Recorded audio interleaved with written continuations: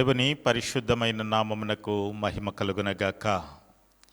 ఈ ఆత్మీయమైనటువంటి వర్తమానాల ద్వారా వీక్షిస్తూ ఆత్మీయంగా బలపడుతున్నామని మాకు మీ మెసేజ్ల ద్వారా వాట్సాప్ల ద్వారా తెలియపరుస్తున్న విధానమును బట్టి దేవుడు మిమ్మల్ని దీవించి ఆశీర్వదించునుగాక. ఈ పరిచర్యను అనేకులకు పరిచయం చేయండి, సబ్స్క్రైబ్ చేసుకోండి, అనేకులకు షేర్ చేయండి. దేవుడు మిమ్మల్ని ఇంకా బలపరిచి ఆశీర్వదించునుగాక.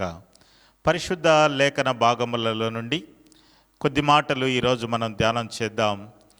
కీర్తనల గ్రంథము, పరిశుద్ధ గ్రంథము నుండి కీర్తనల గ్రంథము 119వ కీర్తన 59వ వచనాన్ని మనం చూద్దాం. 119వ కీర్తన 59వ వచనాన్ని నేను చదువుతున్నాను.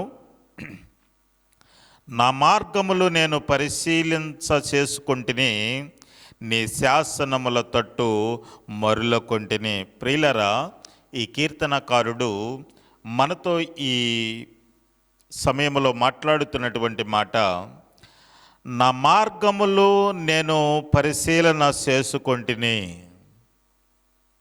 నీ శాసనముల తట్టు నేను తిరిగి తిని. దేవునికి స్తోత్రం చేద్దామా?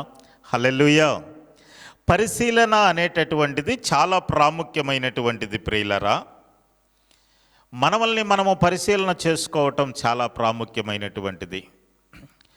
ఈరోజు మనం కనుక గమనించినట్లయితే ఎవరికి వారుగా పరిశీలన చేసుకునేటటువంటి విషయం కాదు, కానీ ఎదుటి వారిని పరిశీలన చేసేటటువంటి వారు చాలా ఎక్కువైపోయారు అని చెప్పటంలో ఏ సందేహం లేదు. అయితే ఇక్కడ ఈ కీర్తనకారుడు అంటున్నటువంటి మాట ఏంటంటే, నా మార్గములు నేను పరిశీలన చేసుకొంటిని, నేను నడిచిన విధానమును నేను పరిశీలన చేసుకున్నాను, నేను మాట్లాడుతున్నటువంటి మాటలు నేను పరిశీలన చేసుకుంటున్నాను, నా హృదయ ఆలోచనలు నేను పరిశీలన చేసుకుంటున్నాను, అన్నిటినీ నేను పరిశీలన చేసుకొని నీ శాసనముల తట్టు నేను మరలుకున్నాను. దేవునికి స్తోత్రం. ప్రియులరా, ఈరోజు మనకి మనముగా పరిశీలన చేసుకోవాల్సినటువంటి సమయం అని చెప్పటంలో ఏ సందేహం లేదు. మన కన్నీటికి కారణం ఏంటో మనం పరిశీలన చేసుకోవాలి. మన అభివృద్ధి చెందకపోవటానికి గల కారణం ఏంటో మనం పరిశీలన చేసుకోవాలి. మన కుటుంబాలు ఆశీర్వదించబడటానికి గల కారణం ఏంటో మనం పరిశీలన చేసుకోవాలి. మన బిడ్డలు అభివృద్ధి చెందలేకపోవటానికి గల కారణం ఏంటో పరిశీలన చేసుకోవాలి. మన అవమానాలకి, మన నిందలకి, మన శ్రమలకి ఏంటి, ఎప్పుడు పరిష్కారం దొరుకుతుందంటే మనల్ని మనం పరిశీలన చేసుకున్నటువంటి దినాన మనకు పరిష్కారం దొరుకుతుంది. ప్రియులారా, గమనించండి. నిందలు అనుభవించటానికి గల కారణం ఏంటి? ఎప్పుడైనా పరిశీలన చేసుకున్నావా? నేనేసిన అడుగులలో ఏదైనా దేవునికి మహిమకరమైనటువంటి అడుగులు లేవేమో, నేను మాట్లాడినటువంటి మాటలు దేవునికి ఇష్టమైనటువంటి మాటలు లేవేమో. ఏదినానైనా మనం పరిశీలన చేసుకోగలిగితే ఆ పరిశీలనకు చక్కని సమాధానం ఇవ్వగలిగినటువంటి దేవుడు మనం ఆరాధిస్తున్నటువంటి దేవుడు. దేవునికి స్తోత్రం. హల్లెలూయా. ఒక వ్యక్తిని మీకు పరిచయం చేయాలని నేను ఆశపడుతున్నాను. పరిశుద్ధ లేఖన భాగంలో మనం గమనించినట్లయితే యెహోషువ అనబడినటువంటి వ్యక్తిని మనం చూడగలం. అయితే ఒక దినాన ఆయన పరిశీలన చేసుకుంటున్నాడు.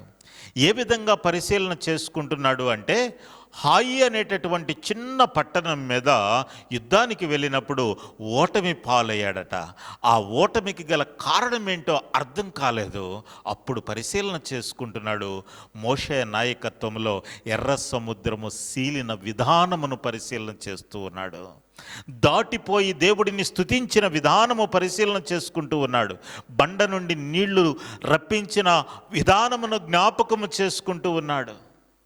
పగలు ఎండ దెబ్బ తగలకుండా మేఘస్తంభాన్ని ఉంచిన విధానమును జ్ఞాపకము చేసుకుంటూ ఉన్నాడు.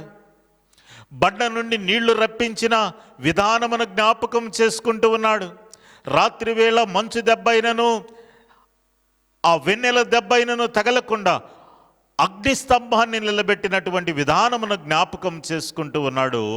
మోషే మరణించిన తర్వాత దేవుడు యెహోషువతో ఇచ్చిన వాగ్దానమును జ్ఞాపకం చేసుకుంటున్నాడు. యెహోషువ, భయపడకు, మోషేకి తోడుగా ఉన్నట్లుగా నేను నీకు తోడుగా ఉంటానని దేవుడిచ్చినటువంటి వాగ్దానమును జ్ఞాపకం చేసుకుంటున్నాడు. జ్ఞాపకం చేసుకున్నటువంటి ఆ యోర్దాను నది, దిగువకు పారుతున్నటువంటి నది ఎగువకు పారినటువంటి విధానాన్ని, రాశిగా నిలబడినటువంటి విధానాన్ని జ్ఞాపకం చేసుకుంటున్నాడు. ఎరుకో పట్టణపు ప్రహరీ గోడలు బూడిద రాలిపోయినట్లు రాలినటువంటి విధానాన్ని జ్ఞాపకం చేసుకుంటున్నాడు. అన్ని జ్ఞాపకం చేసుకొని తనను తాను పరిశీలన చేసుకోవటం జ్ఞాపకం చేసుకున్నాడు. తనను తాను పరిశీలన చేసుకోవటం మొదలుపెట్టాడు. చూడండి, పరిశుద్ధ లేఖన భాగములలో యెహోషువ గ్రంథాన్ని మనం గనక చూసినట్లుగైతే 7వ అధ్యాయంలో ఇలాగ రాయబడి ఉంటుంది. 8వ వచనములో మనం చూడగలం. యెహోషువ గ్రంథము 7వ అధ్యాయము 8వ వచనములో, ప్రభువా కనికరించుము. తనను తాను పరిశీలన చేసుకుంటూ ప్రభు పాదాల దగ్గర కూర్చొని, ప్రభువా కనికరించుము, ఇశ్రాయేలీయులు తమ శత్రువుల ఎదుట నిలవలేక వెనకకు తిరిగినందుకు నేనేమి చెప్పగలను? కానానీయులును ఈ దేశపు నివాసులందరూ విని మమ్మలను చుట్టుకొని మా పేరు భూమి మీద ఉండకుండా తుడిసివేసిన ఎడల ఘనమైన నీ నామమును గురించి నేనేమి చేయుదనని ప్రార్థన చేయగా.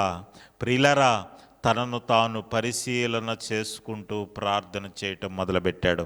ఈరోజు నీకు నువ్వుగా పరిశీలన చేసుకుంటున్నావా? నీ కుటుంబపరమైనటువంటి విషయాలను పరిశీలన చేసుకుంటున్నావా? యెహోషువ తనను తాను పరిశీలన చేసుకుంటున్నాడు, ప్రార్థన చేయటం మొదలుపెట్టాడు. ఎప్పుడైతే ప్రార్థన చేయటం మొదలుపెట్టాడో ప్రియులారా, 10వ వచనాన్ని కనుక మనం చూసినట్లుగైతే యెహోవా యెహోషువతో ఇట్లనెను, లెమ్ము, నీవెల ఇక్కడ ముఖము నేల మోపి ఉందువు. ఇశ్రాయేలీయులు పాపము చేసి ఉన్నారు, నేను వారితో చేసిన నిబంధనను వారు మీరి ఉన్నారు.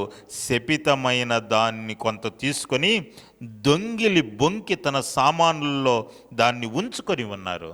నిజమే ప్రియులారా, యెహోషువతో దేవుడు అంటున్నాడు, నీవెలా ముఖము నేల మోపి ప్రార్థన చేస్తూ ఉన్నావు? లే, శపితమైనటువంటి దానిని, ఎరుకో పట్టణంలో ఉన్నటువంటి దానిని ఏది కూడా తాకొద్దని ఇశ్రాయేలు ప్రజలకు ఆజ్ఞాపించాను కదా.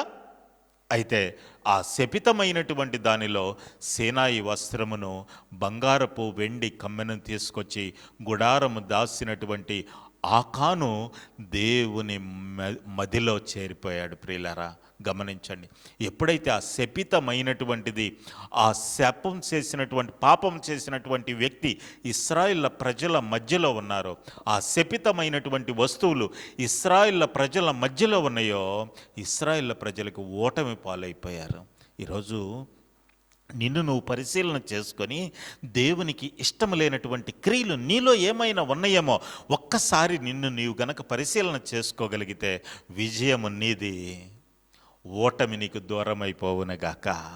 ప్రియులారా, గమనించండి, ఎప్పుడైతే ఆ మాట అన్నాడో ఇశ్రాయేలు ప్రజలందరినీ పోగు చేసి ఒక్కొక్కరు నిమిత్తం పరిశీలన చేయటానికి ప్రారంభించినప్పుడు ఆకాను పట్టుబడినట్లుగా మన లేఖన భాగాలలో మనం చూస్తాం.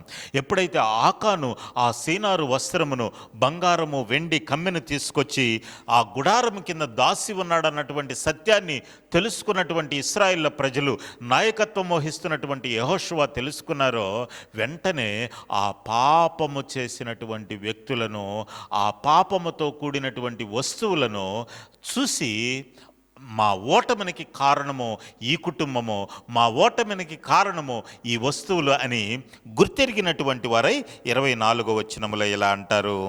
చూడండి, తరువాత యెహోషువ ఇశ్రాయేలందరూ జెరహ కుమారుడైన ఆకానును, ఆ వెండిని, ఆ పైవస్త్రమును, ఆ బంగారపు కమ్మెను, ఆకాను కుమారులను, కుమార్తెలను, ఎద్దులను, గాడిదలను, మందను, డేరాను, వారికి కలిగిన సమస్తమును పట్టుకొని ఆకోరు లోయలోనికి తీసుకొని వచ్చిరి.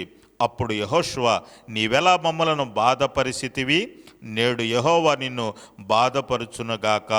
ఇశ్రాయేలందరూ వారిని రాళ్లతో సావగొట్టిరి. ప్రియులారా, గమనించండి, ఎప్పుడైతే పాపము చేసినటువంటి ప్రజలను, పాపముతో కూడినటువంటి శపితముతో కూడినటువంటి వస్తువులను వారి మధ్య నుండి దూరం చేశారో హాయి పట్టణం మీద విజయాన్ని పొందగలిగారు. ఈరోజు నిన్ను నువ్వు పరిశీలన చేసుకొని దేవునికి వ్యతిరేకమైనటువంటి ఏమైనా నీలో గనక ఉంటే యెహోషువ పరిశీలన చేసుకొని ఇశ్రాయేలుకు విజయాన్ని సాధించి పెట్టినట్లుగా నిన్ను నువ్వు పరిశీలన చేసుకొని నీ కుటుంబము విజయాన్ని సాధించాలి అంటే దేవునికి ఇష్టము లేనటువంటి ఏమైనా గనక ఉంటే వాటిని ఈరోజు దూరమైపోవునగాక. విజయము నీ సొంతమవునగాక. కన్నీరు నీకు దూరమైపోవునగాక. అవమానాలు నిందలు నీకు దూరమైపోవునగాక. ఆశీర్వాదానికి మీరు మీ కుటుంబము వారసులవుదురుగాక. ఆమేన్.